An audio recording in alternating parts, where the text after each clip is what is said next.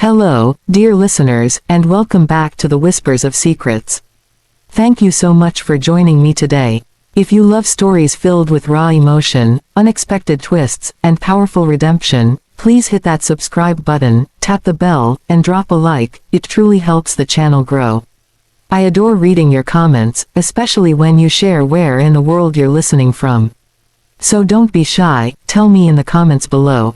Now, grab something cozy, settle in, and let's begin. Until very recently, I believed my life had been quiet and ordinary, nothing dramatic enough to fill a long story. I lived in the background, unnoticed, even in the comfortable condo my late husband Robert and I bought decades ago. Over the last 10 years, that condo no longer felt like mine. It belonged to my son Ethan and his wife Sophia. I was tucked away in the smallest room, once a storage closet, where my books, Robert's old photos, and his favorite reading chair slowly gathered dust. I never complained. Why start trouble? All I wanted was for my son to be happy. Each morning began the same. I rose at 6, moving silently so I wouldn't disturb them. I'd make Ethan's oatmeal, brew his strong coffee, and prepare Sophia's fancy herbal tea with imported petals that always irritated my throat.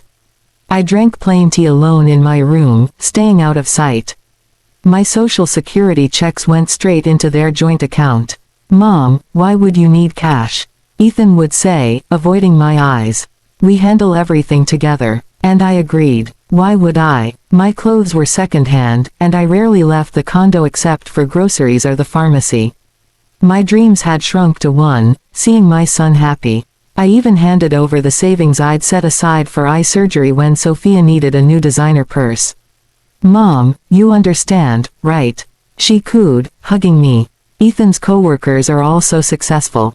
I have to keep up, it's important for his career." Ethan nodded gratefully. I gave them the money and bought stronger reading glasses instead. My opinions didn't matter. If I mentioned the soup was too salty, Sophia would smile thinly and say, "Mom, your taste buds aren't what they used to be."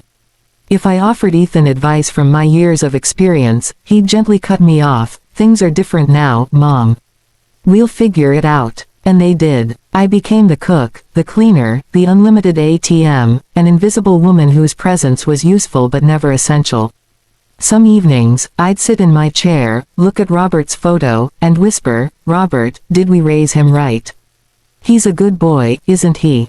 The photo stayed silent, and I convinced myself I was doing the right thing. A mother sacrifices for her child, doesn't she? Then my 63rd birthday arrived.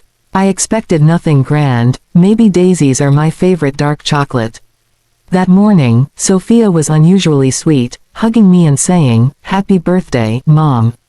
Ethan and I have the perfect gift, you're going to love it." Something warm flickered inside me, a forgotten spark of anticipation. Ethan kept checking his watch. "Get ready, Mom. We're going to pick up your surprise." I put on my best dress, a simple blue cotton with tiny white flowers, and looked in the mirror. An older woman stared back, eyes tired but, for once, hopeful. Sophia stayed home with a headache. "You two go," she waved. "Tell me everything later." We drove for hours. City streets gave way to highways, then empty fields and woods. I asked where we were headed, but Ethan answered shortly, "It's a surprise, Mom." Anxiety grew. This wasn't the road to a spa or resort. Finally, we turned onto a rough dirt track. The car rattled violently. Ahead lay a handful of crumbling houses, blackened, sagging, abandoned. Ethan stopped beside the worst one, a crooked shack with a collapsing roof and boarded windows. Tall weeds choked the yard. "Here we are," he said flatly, killing the engine.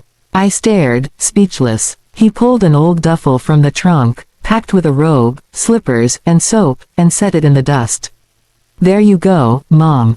This is your gift. Sophia and I bought you your own house, fresh country air.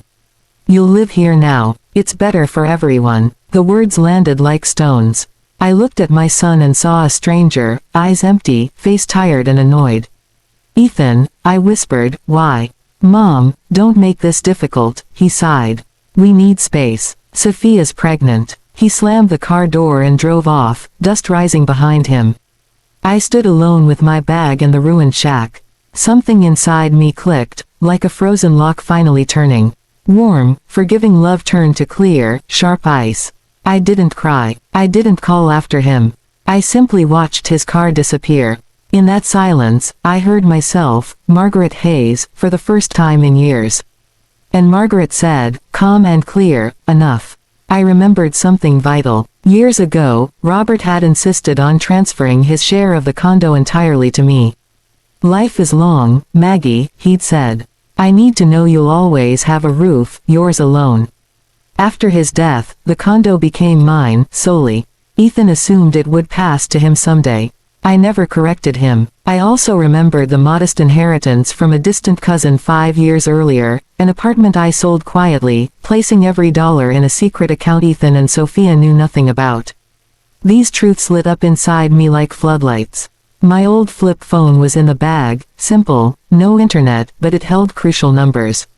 No signal here, though. I climbed a nearby hill through thick brush until 2 faint bars appeared. First call, Mr. Thompson, my longtime bank manager. I asked him to immediately block Ethan's access to all my accounts, redirect my social security to my private savings, and require my personal approval for any transaction. He didn't question me. It was done within the hour. Second call, attorney Lucas Grant, who'd handled the inheritance sale. I instructed him to confirm my sole ownership of the condo and protect it from any claims, especially Ethan's. Walking back down the hill, the shack no longer looked like a grave. It looked like a quiet base for a bloodless war one was about to wage. Days passed. I cleaned, hauled water from an old well, lit the stove, and survived. Each evening I climbed the hill for signal. On the third day, Ethan called, irritated that Sophia's card was declined. I heard Sophia in the background snarling that I'd soon crawl back. I said quietly, figure it out yourselves, and hung up. More days. More work. Then Lucas called with devastating news. 8 months earlier, while I lay delirious with pneumonia, Sophia had tricked me into signing mortgage papers using the condo as collateral for a massive loan. They'd planned to spend the money, let the bank foreclose, and hide me here so I'd never know. Fury turned to steel resolve. Lucas filed fraud complaints. The bank froze their accounts. Panic set in on their end. They drove out, begging, threatening, acting wounded. I confronted them calmly with the truth. Masks fell. They left defeated. Desperate, they returned with relatives, claiming I'd lost my mind and needed to be institutionalized. But my neighbor, kind, wise Mr. Walter Brooks, an older gentleman who'd quietly helped me since I arrived, stepped forward. He told everyone exactly what he'd witnessed, a son abandoning his mother in a shack. The relatives turned on Ethan and Sophia. Their final scheme collapsed in public shame. The bank voided the fraudulent mortgage. Criminal charges followed for Ethan and Sophia. I sold the condo, took my memories, photos, books, Robert's chair, and returned to the country. With the proceeds and my savings, I hired workers to transform the shack into a real home. New roof, windows, stove, porch. I planted a garden, embroidered in the evenings, and watched my rescued peonies bloom wildly. Walter and I became dear friends, sharing quiet evenings on the porch. I'm 65 now. I sit here with herbal tea from my own yard, a purring kitten on my lap, watching another breathtaking sunset. My hands are rough from honest work, but they're the hands of a woman fully alive. Sometimes I almost feel grateful to Ethan and Sophia. Their cruelty forced me to discover my strength, my dignity, my freedom. They thought they were burying me. Instead, they set me free. Thank you for listening to the end, dear friends. If this story touched you, drop a 1 in the comments. Like, subscribe, and check the 2 stories of linked on screen. Everyone's loving them. Your support means the world. See you in the next whisper. With love.